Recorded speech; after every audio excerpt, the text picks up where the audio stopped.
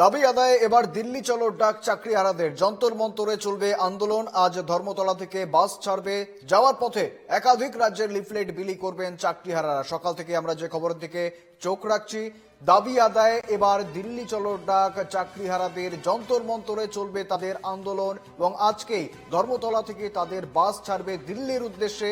যাওয়ার পথে একাধিক রাজ্যে তারা দাঁড়াবেন এবং সেই যেখানে যেখানে তারা দাঁড়াবেন সেখানে লিফলেট বিলি হবে, এমনটাই কিন্তু জানাচ্ছিলেন চাকরিহারা শিক্ষক শিক্ষিকারা।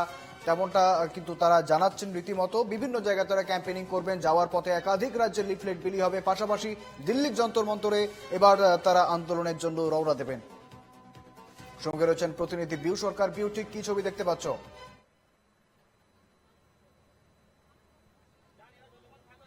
একদমই দেখতে পাচ্ছ এখানে যে সমস্ত যারা শিক্ষক শিক্ষিকারা রয়েছেন তারা আর কিছুক্ষণের মধ্যেই এই দিল্লির যন্তর মন্তরের উদ্দেশ্যে রওনা দেবেন। আমরা কথা বলে নেওয়ার চেষ্টা করব, আজকে আপনারা দিল্লির যন্তর মন্তরের উদ্দেশ্যে রওনা দিচ্ছেন, কি কি দাবি সেখানে কি? দাবি আমাদের একটা এইগুলোই তো আছে যেগুলো ছিল, যে আমাদেরকে যে করে হোক আইনের প্রতিষ্ঠা পাইয়ে, ন্যায় প্রতিষ্ঠা পাইয়ে দিতে হবে এবং তার মাধ্যমেই সুবিচার দিতে হবে। আমরা তো দেখেছি যে দুর্নীতিটা করলো অন্য কেউ, দুর্নীতি করে চাকরি কারা পেয়েছে সেটাও পরিষ্কার। সেই জায়গায় আমরা যারা যোগ্য তাদেরকে যেন যে কোনো মূল্যে এই সম্মানের সাথে এই চাকরিতেই পুনর্বহাল রাখা হয়। আমরা দিল্লিতে যাচ্ছি, মানে ওখান থেকে যন্তর মন্তরে একটা ধর্ণা বিক্ষোভ প্রদর্শন করব। তার মাধ্যমে আপামর দেশবাসীর কাছে এই বার্তাটা দিতে চাইবো যে দেখুন, আমরা যোগ্য হয়েও আজকে আমাদের সাথে কি ধরনের মানে জুলুম হলো, এবং যেখানে যারা মানে টাকা খেয়ে চাকরিগুলো দিল তাদের কিন্তু সেরকম শাস্তি আমরা দেখতে পাচ্ছি না। যে আইনি পরামর্শ সেদিকটা এবং পাশাপাশি আপনাদের বেতনের দিক, যেটাও যে সমস্যাটা নানা রকম জটিলতার মধ্যেই রয়েছে, সেগুলো নিয়ে কি কথা বলবেন আইনিভাবে? আইনিভাবে তো কথা অবশ্যই আমাদের চলছে আমাদের লয়ারদের সাথে, এবং আজকে আমরা দেখতে পেলাম হেডমাস্টার্স অ্যাসোসিয়েশনের ওনারা এসেছেন। তো এখানে অবশ্যই আইন মানে বেতন নিয়ে একটা জটিলতা তৈরি হচ্ছে। স্যালারি পোর্টাল খুলে দিয়েছে, কিন্তু যতদিন না স্যালারি আমাদের অ্যাকাউন্টে ঢুকছে ততদিন সবকিছুই সম্ভব। মানে স্যালারি উইথড্র করাও সম্ভব, আবার স্যালারিটা দেওয়াও সম্ভব।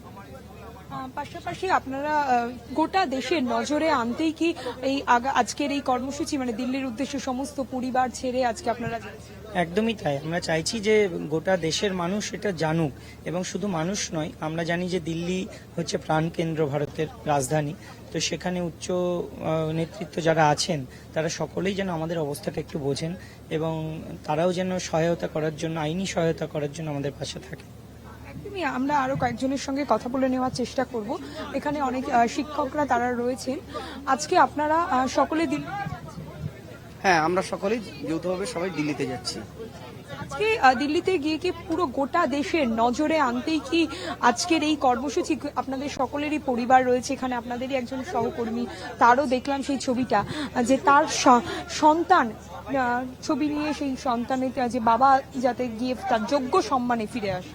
নিশ্চয়ই আমরা চাই সসম্মানে স্বপদে পুনর্বহাল হতে চাই, কারণ আজকে রাজ্য সরকার যে দুর্নীতি করেছে এটা তার প্রাতিষ্ঠানিক দুর্নীতি।